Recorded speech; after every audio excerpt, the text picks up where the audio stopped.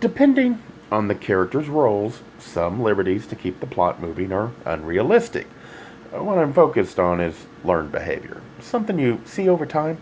That is why I like series, because it starts to develop a character into a person and it constrains the writer into how the character can react.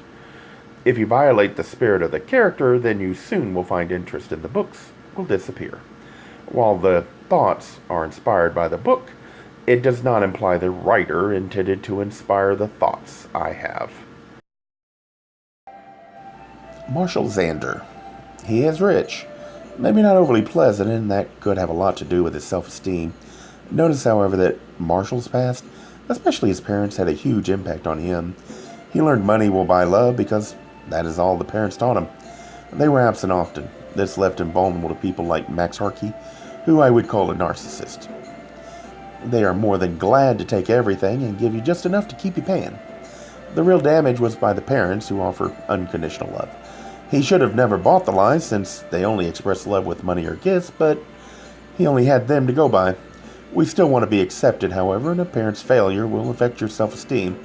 And the reason Marshall didn't care much about how he looked is because he had low self-esteem and assumed since he was not enough anyway, all he needed was the money, and he'd have plenty of company.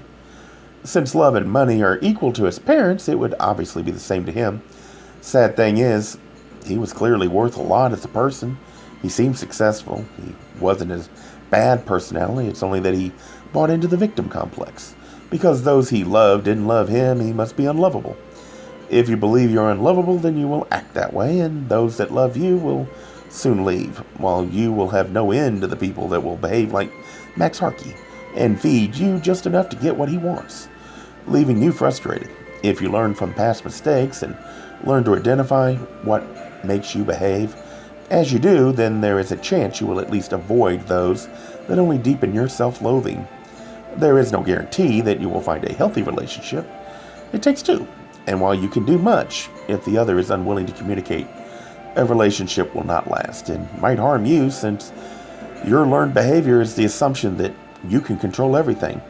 That is a delusion that will only cause you to move into another closet, hiding the parts of yourself that you assume the other doesn't like because he will not talk to you, and that is why we moved into the closet in the first place.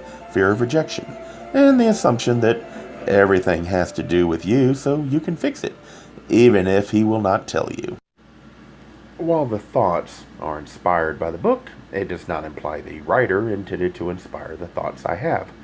The attempt is to start a discussion and get people to think about human behavior from the perspective of the closet.